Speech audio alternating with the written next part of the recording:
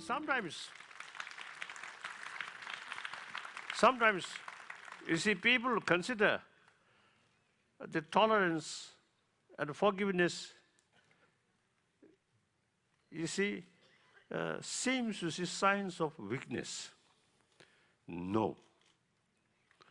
Actually, anger is signs of weakness. Because, you see, those people who too much self-centered attitude and the self, little bit sort of weak, less self-confidence. Then something happened. Immediately develop irritation. That brings anger, like that. So those people who have sort of deep sort of compassion sort of experience and more compassionate person, really full self-confidence, the immense sort of inner strength. As a result, such person can practice genuine tolerance and forgiveness. So this is a sign of strength. Es gibt ein paar Menschen, die betrachten Toleranz und Vergebung als ein Zeichen von Schwäche. Aber nein, so ist es nicht. Zorn und Ärger, das sind Zeichen, einige betrachten es als ein Zeichen von Stärke, von Schwäche, aber es ist ein Zeichen von Stärke. Entschuldigung. Zu vergeben, tolerant zu sein, ist ein Zeichen von Stärke. Denn wenn wir kein Selbstvertrauen haben, dann sind wir leicht irritiert und dann reagieren wir mit Zorn und Ärger. Aber wenn jemand ein tiefes Gefühl von Mitgefühl mit anderen hat und dann dieses Selbstvertrauen, was darauf beruht, voll entwickelt, dann fühlt er so viel innere Stärke, dass er auch seinen Feinden echt vergeben kann und echte Mitgefühl und echte Toleranz entwickelt. And then also, see, sometimes the people sort of they have the impression, practice of love, compassion is good for other, not necessarily to oneself. That also totally sort of wrong. The benefit, firstly, go to the practitioner. Whether you see that practice of compassion, whether you should give some peace of mind on other or not, is much depend on others' own attitude. Auch gibt es Menschen, die glauben, dass Liebe und Mitgefühl zu praktizieren nur gut für andere ist und nicht für einen selbst. Aber auch das ist völlig verkehrt. Der erste davon, der profitiert, wenn wir liebevoll und mitfühlend sind, das sind wir selbst. Was in dem Geist der anderen vorgeht, das hängt völlig von ihrer eigenen Haltung ab. I think, may I share, this is one of my experience in Germany. May I? Yeah. Darf ich mal sagen, was ich für eine Erfahrung in Deutschland gemacht habe? One occasion, I'm sort of traveling in car. As you know, I always smiling to anybody. Then one young lady is also, you see, crossing, you see, that same way, passing. So I smile. Then, you see, that my smile, I think, create more suspicion. The young girl's mind. You see, girl, you see, looks very sort of negative way. I thought, oh, this young man, I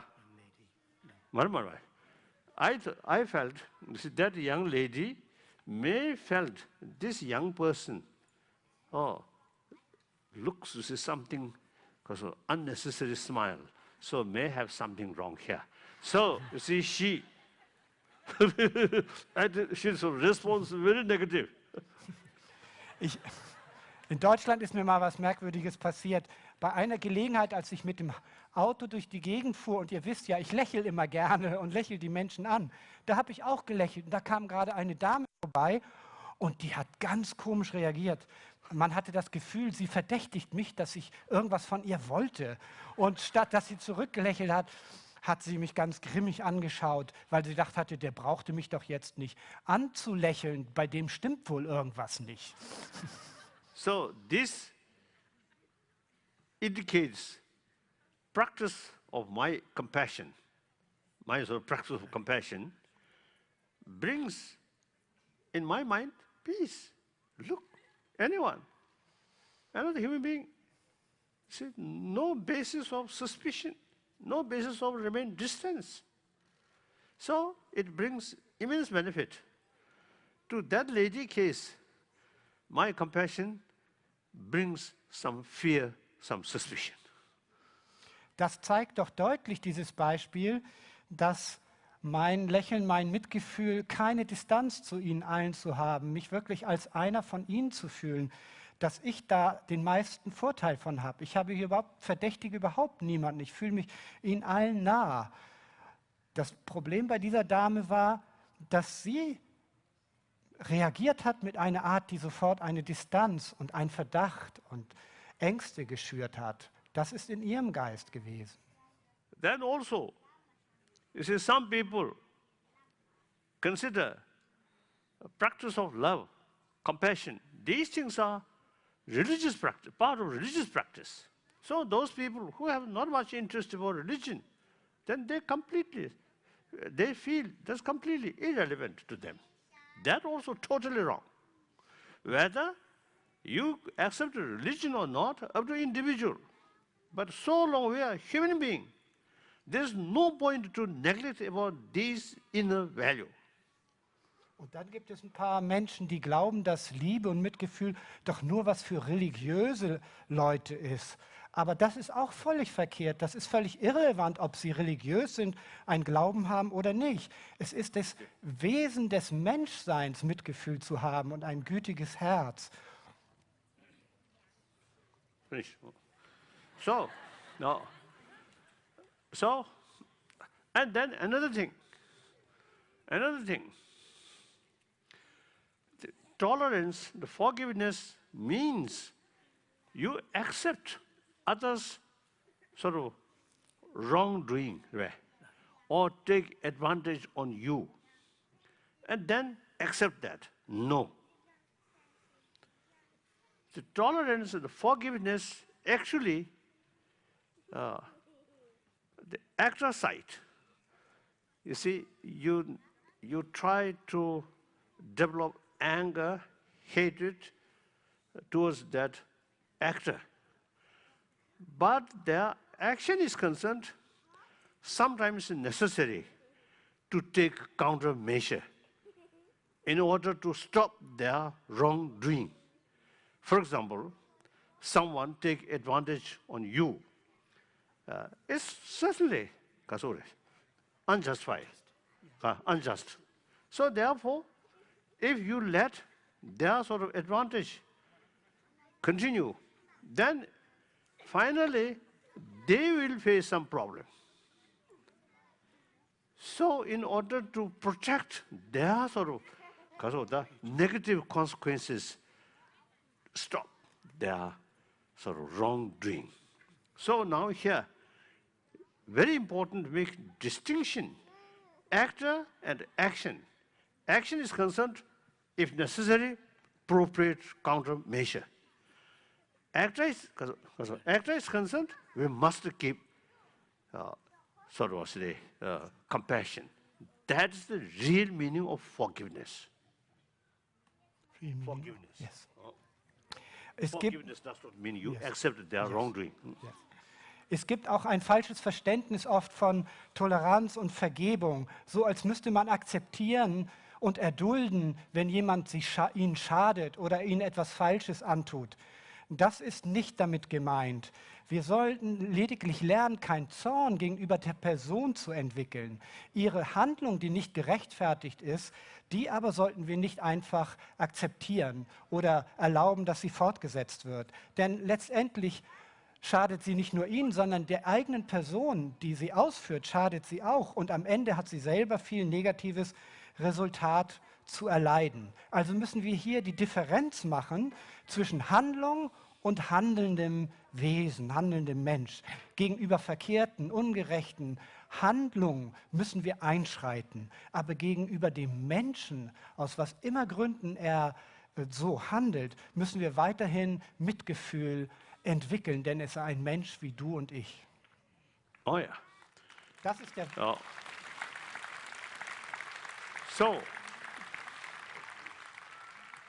So once we have, you see, these sort of practice there, then actually, you see, your mental state become much more stronger. And that brings inner peace, self sort of confidence, that reduces fear. And that way, you see, you can be, I think, a very, very friendly sort of citizen of the community. Too much suspicion, too much self-centered attitude automatically create some sense of distance from other. That creates suspicion, distrust. That creates, finally, loneliness. So, much unhappy. If we consider other, as a human brothers and sisters, no feeling of barrier, we are same. Then, no basis of fear, distrust, like that. So these are, irrespective of whether believer or non-believer, these are, I think, ultimate source of happy life, happy person, then happy family. I think, may I say so, you see, if you see the divorce case, divorce with full of love, impossible. Divorce happen, some kind of distrust, some kind of distance, then no longer, what say, the biological factor love. In a family, then no longer any sort of happy atmosphere. And then community, family to family, little distance, suspicion. Although neighbor, but then there is no feeling of real neighbor. So this side, fear. Look, this neighbor, fear. Look, this neighbor also brings fear. So like that.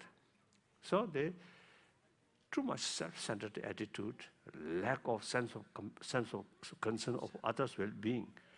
Then finally, you will be loser.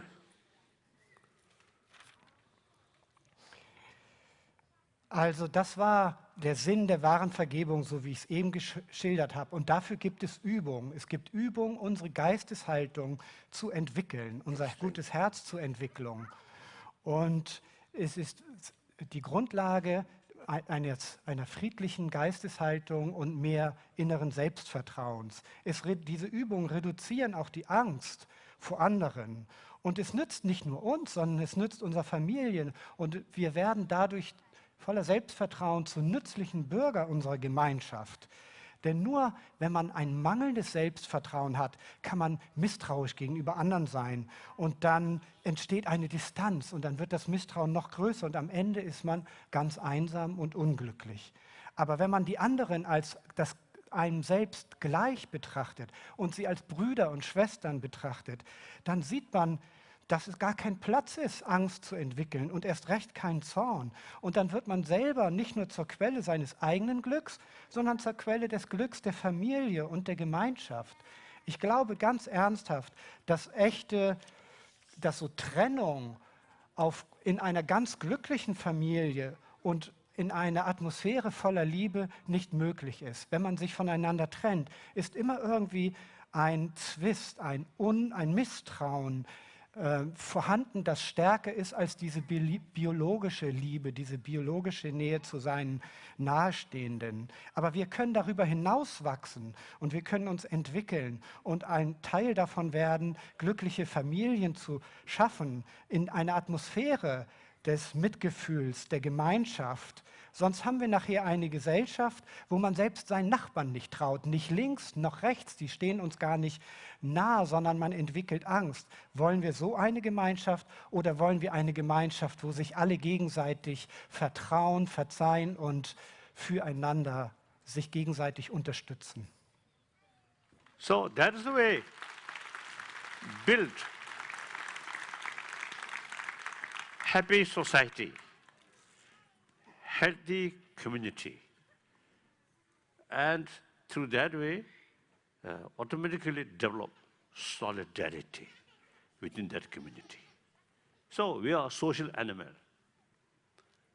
You see, helping each other, at least to the sharing, sort of what's the experience one another.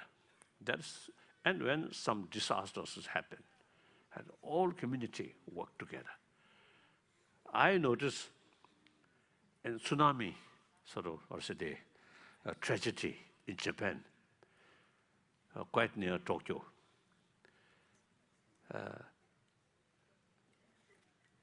And actually, one occasion I visited their place.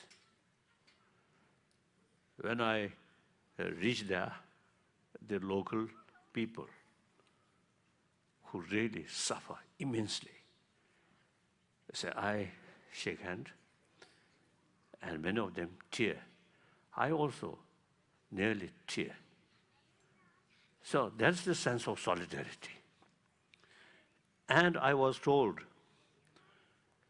when that particular area, tremendous sort of nature disaster took place, many other places nearing sort of their place, many of the people go there, helping there, share their suffering. So when we are social animals, so someone passing through difficult period, that kind of solidarity, support is very, very sort of important, very helpful. Then also Australia, the Queensland, Queensland. Yeah, so again, you see some sort of problems. Then many other sort of area, again, you see, come to help them, to share their suffering. So that's, I think, one of Kasota, Mida Yande Chejuchi. Human characteristic. Ka. Human characteristic. Oh, human, no. So that I want to tell you, in order to build healthy society, healthy community, and happy community. So that's my talk. Now, some questions. Now you also come. Now, come here. That's it. Das ist mein Vorschlag, eine glückliche Gemeinschaft in Solidarität zu entwickeln und eine glückliche Gesellschaft für die Zukunft zu bauen. Denn wir sind doch Gemeinschaftstiere, wir sind soziale Wesen, die sich gegenseitig unterstützen und helfen. Wir haben alle die gleichen Erfahrungen, Mensch zu sein. Und wir sehen es auch immer wieder, wenn Desaster passieren, dann rücken wir zusammen, dann werden wir zu einer Gemeinschaft, die sich gegenseitig unterstützt. Zum Beispiel im Tsunami in Japan in der Nähe von Tokio, da bin ich auf einem Besuch gewesen. Und die lokalen Anwohner hatten wirklich ganz große Tragödie erlebt, sehr viel Leid. Und ich habe ihnen die Hand gegeben und viele Tränen sind geflossen. Und selbst ich war so gerührt, dass mir die Tränen beinahe kamen. Ich glaube, das ist normal. Das ist auf diese Art, dass wir Mensch sind und miteinander solidarisch. In dieser Naturkatastrophe mit der anschließenden Atomkatastrophe, da sind so viele Menschen aus der Umgebung gekommen, aus anderen Gegenden und haben geholfen, haben den Menschen sie unterstützt und an ihrem Leiden teilgenommen. Das ist warum? Weil wir im Grunde genommen soziale Tiere sind. Auch in Australien, in Queensland, war ich einmal nach einer großen Katastrophe, wo ganz viele Menschen aus anderen Gegenden gekommen sind und an dem Leid teilgenommen haben und geholfen haben. Es ist wirklich eine echte Eigenschaft des Menschen, sich gegenseitig zu helfen. Das ist mein Vorschlag an Sie, dazu beizutragen, eine gesunde Gemeinschaft, eine gesunde Gesellschaft voller glücklicher Menschen zu bauen. So, now questions.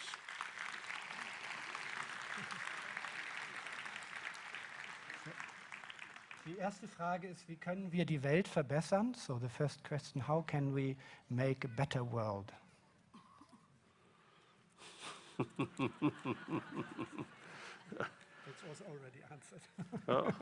Actually, world means 7 billion human beings. I think real trouble carried not by animals or birds or insects,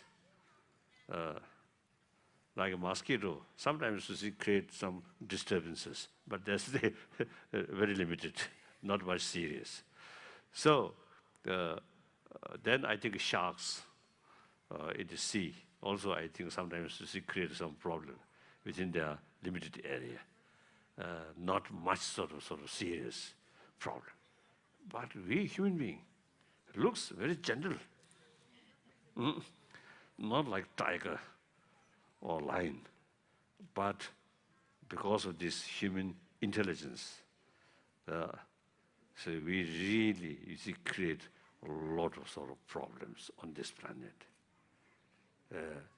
Firstly, we, I think, use because of the beyond limits animals, birds, fish, or consume.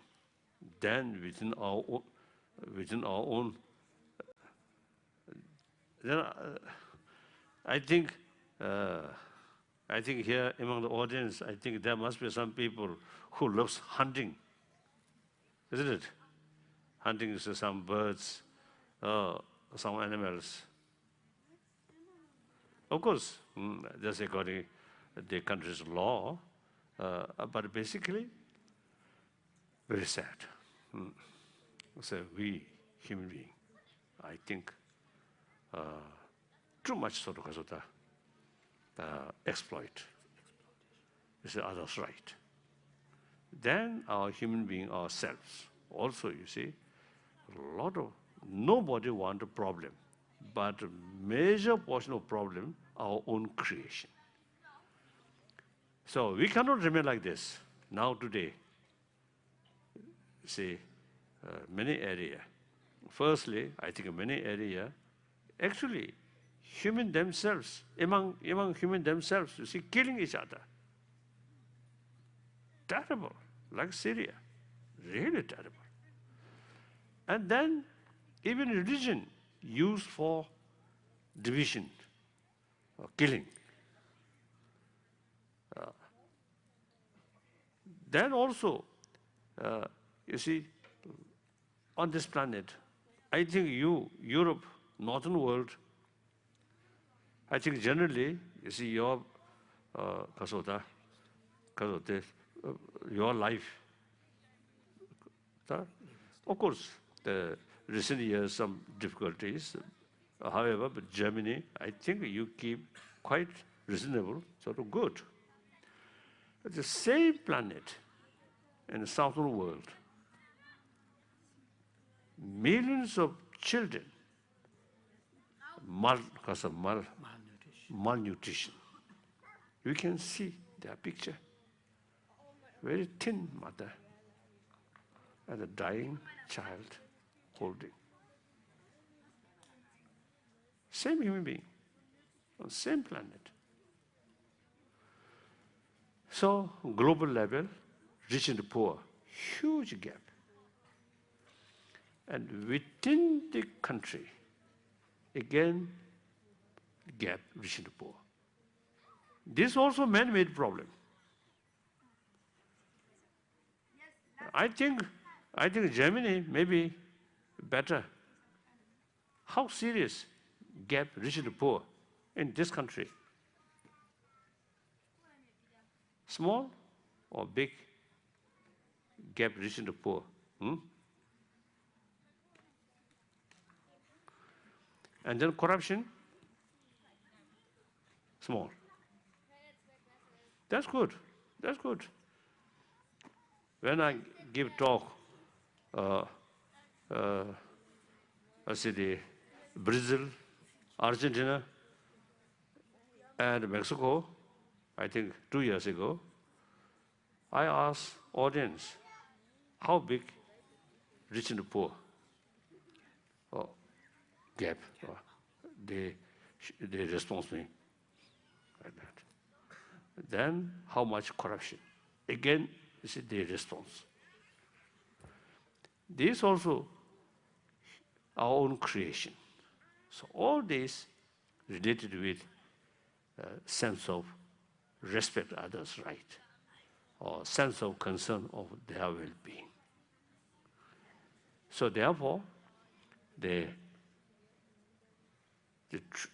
educate about wholeheartedness, about a sense of responsibility. I usually call a sense of a global responsibility. Once we promote these things, not through prayer, not through meditation, but through action, through education, I think then the world become better world, happier world.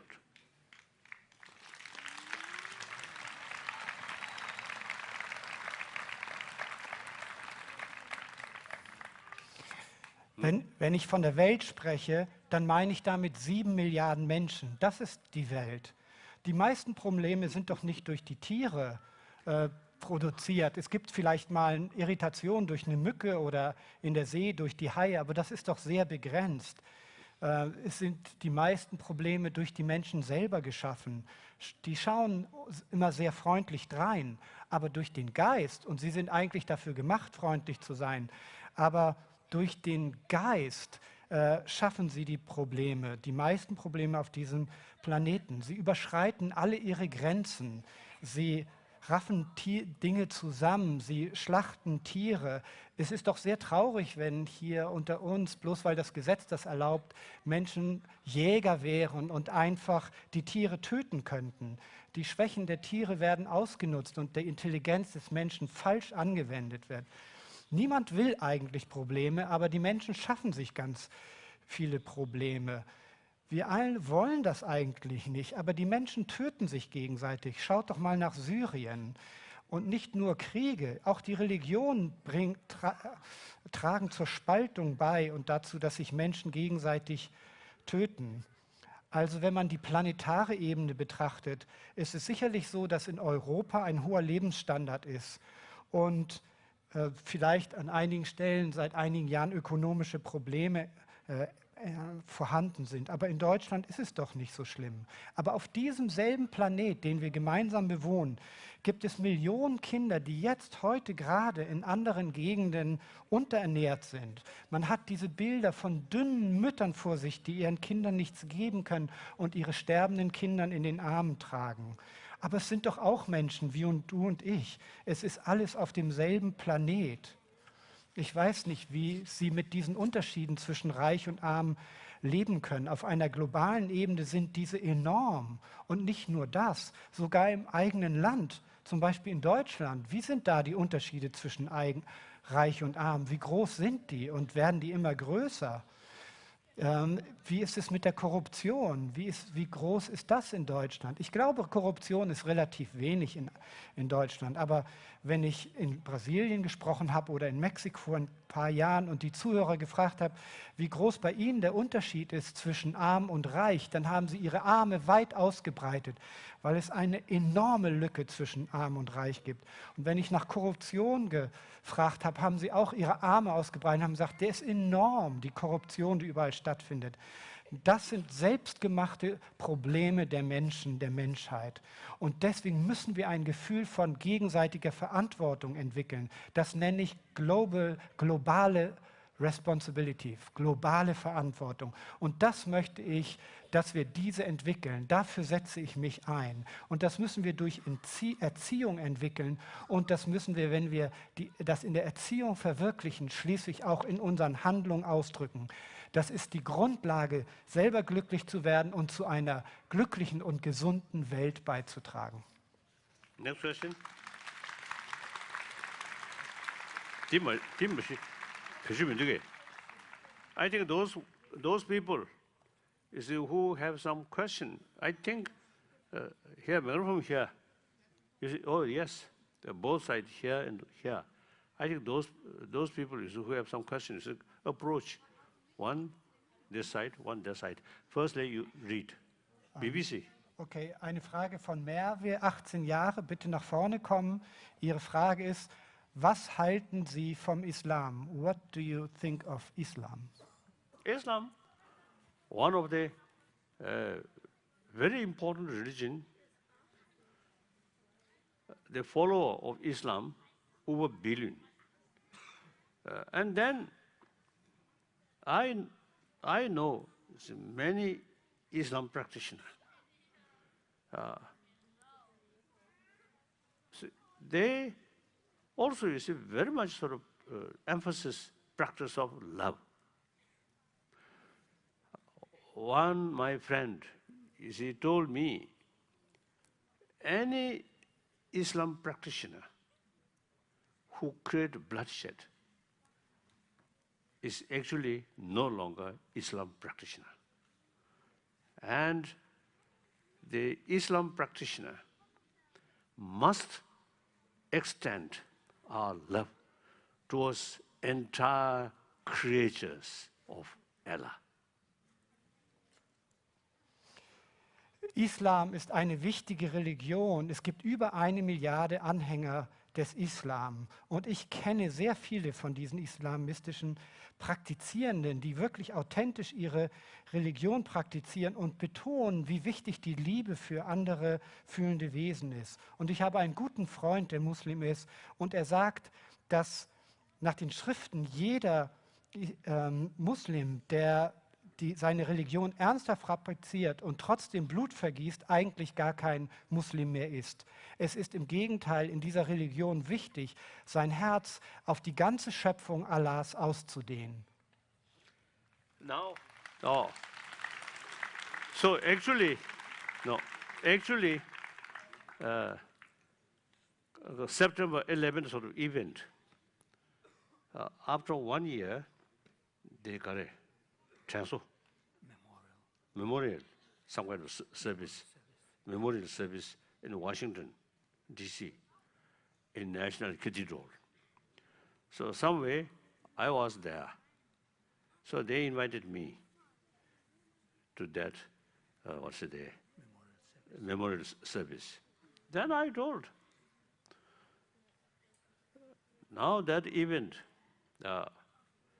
carried some Muslim background, right? But you should not read Muslim as a whole something negative, something militant because of this event. It's totally wrong.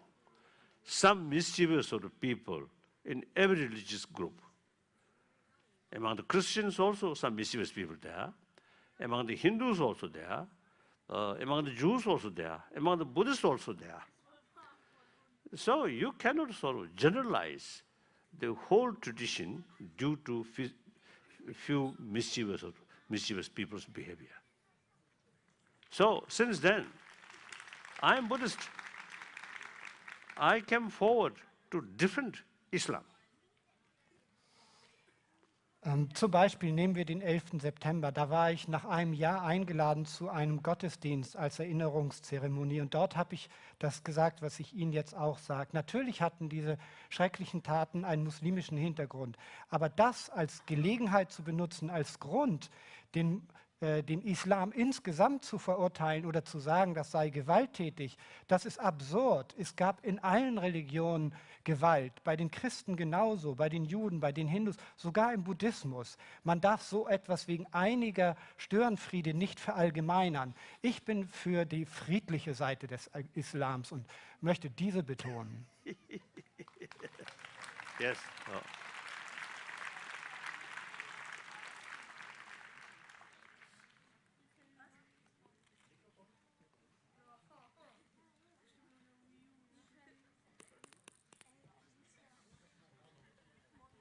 Yes.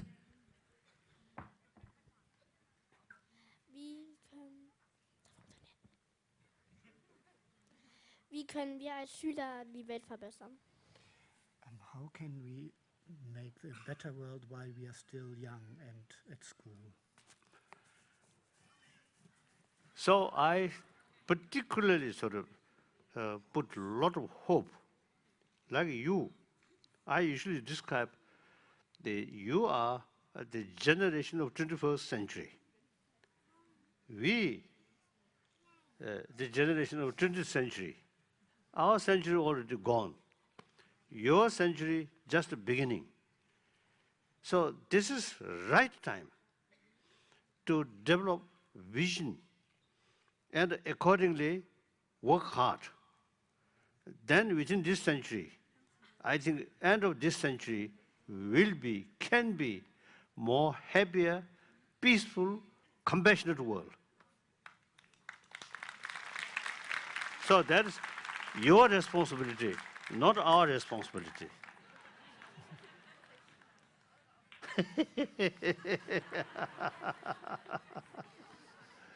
Gut, dass du das fragst, denn ich lege ganz besonders viel Hoffnung auf junge Menschen wie dich, denn euch gehört das 21. Jahrhundert. Wir sind von der Generation vom 20. Jahrhundert, aber dein Jahrhundert, das beginnt gerade erst. Es ist genau die rechte Zeit, sich diese Frage zu stellen und eine Vision von einer besseren Welt zu entwickeln und sich dann dafür einzusetzen, in allem, was man vermag.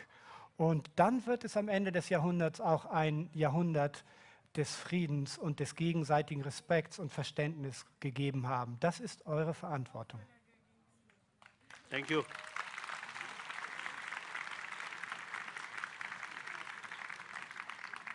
Next question.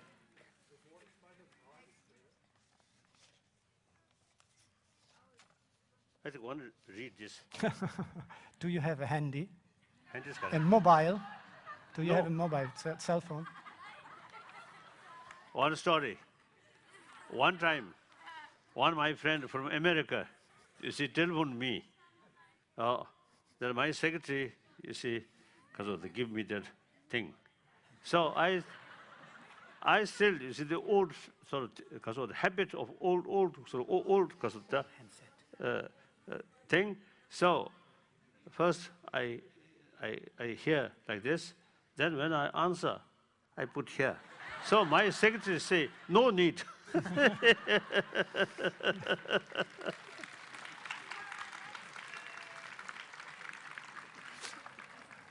Nein, ich selber besitze kein Mobiltelefon, aber einmal bekam ich auf dem Mobiltelefon meines Sekretärs einen Anruf. Er gab mir das und ich hörte noch nach der alten Methode und dachte, als ich es sprechen musste, ich muss es vor den Mund halten. Und dann sagte mir der Sekretär, das ist nicht notwendig.